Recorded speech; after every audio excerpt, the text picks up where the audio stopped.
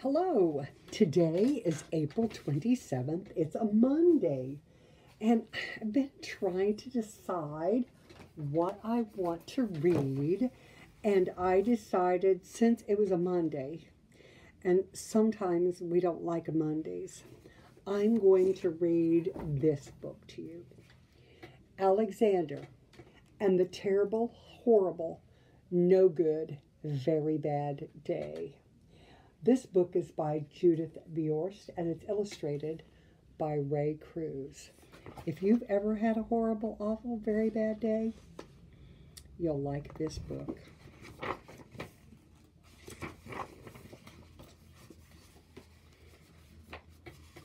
I went to sleep with gum in my mouth, and now there's gum in my hair. And when I got out of bed this morning, I tripped on the skateboard, and by mistake, I dropped my sweater in the sink while the water was running, and I could tell it was going to be a terrible, horrible, no good, very bad day.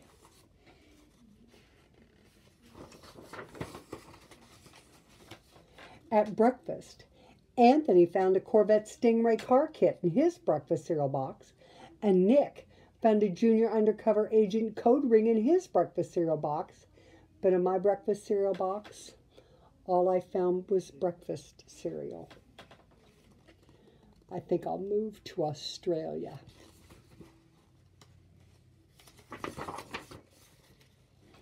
In the carpool, Mrs. Gibson let Becky have a seat by the window. Audrey and Elliot got seats by the window too. I said I was being scrunched.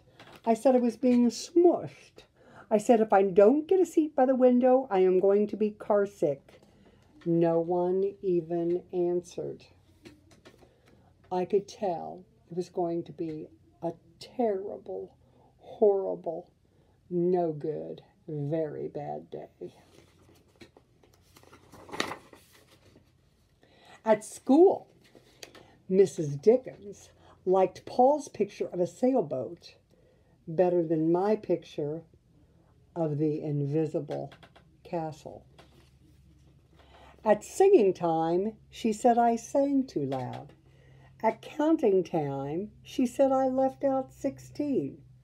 Who needs 16? I could tell it was going to be a terrible, horrible, no good, very bad day.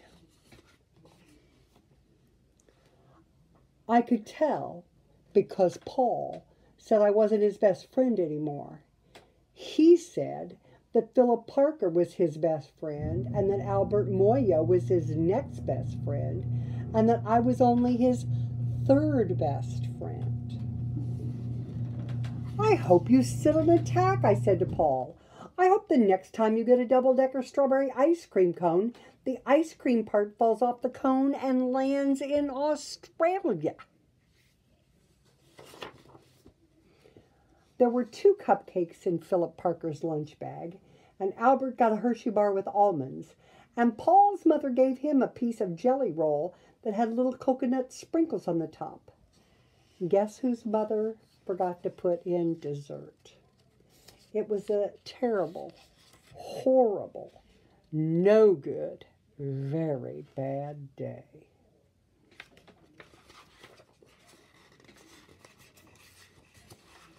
That's what it was, because after school, my mom took us all to the dentist, and Dr. Fields found a cavity just in me.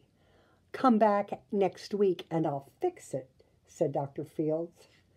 Next week, I said, I'm going to Australia. On the way downstairs, the elevator door closed on my foot, and while we were waiting for Mom to go get the car, Anthony made me fall where it was muddy. And then when I started crying because of the mud, Nick said I was a crybaby. And while I was punching Nick for saying crybaby, my mom came back with a car and scolded me for being muddy and fighting. I am having a terrible, horrible, no good, very bad day, I told everybody. No one even answered. So then we went to the shoe store to buy some sneakers. Anthony chose white ones with blue stripes. Nick chose red ones with white stripes. I chose blue ones with red stripes, but then the shoe man said we're all sold out. They made me buy plain old white ones, but they can't make me wear them. When we picked up my dad at his office, he said I couldn't play with his copying machine, but I forgot. He also said to watch out for the books on his desk, and I was careful as could be, except for my elbow. He said, don't fool around with his phone, but I think I called Australia. My dad said, please don't pick him up anymore. It was a terrible, horrible, no good, very bad day. There were lima beans for dinner, and I hate limas. There was kissing on TV, and I hate kissing. My bath was too hot. I got soap in my eyes. My marble went down the drain, and I had to wear my railroad train pajamas. I hate my railroad train pajamas.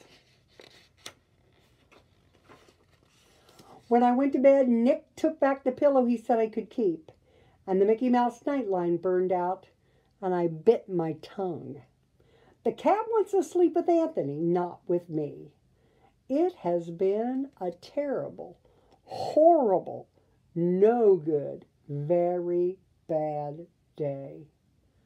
My mom says some days are like that. Even in Australia. I hope his day is better tomorrow. And I hope if you have a bad day, you can take a nap and reset and make your day get better.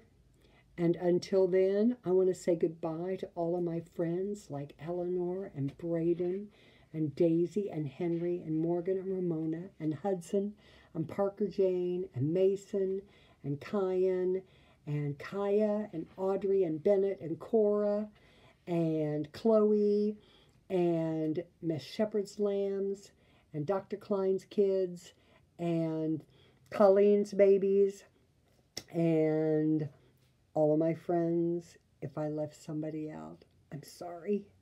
Have your mom send me a message so I can remember to put your name on my list. Bye-bye until tomorrow.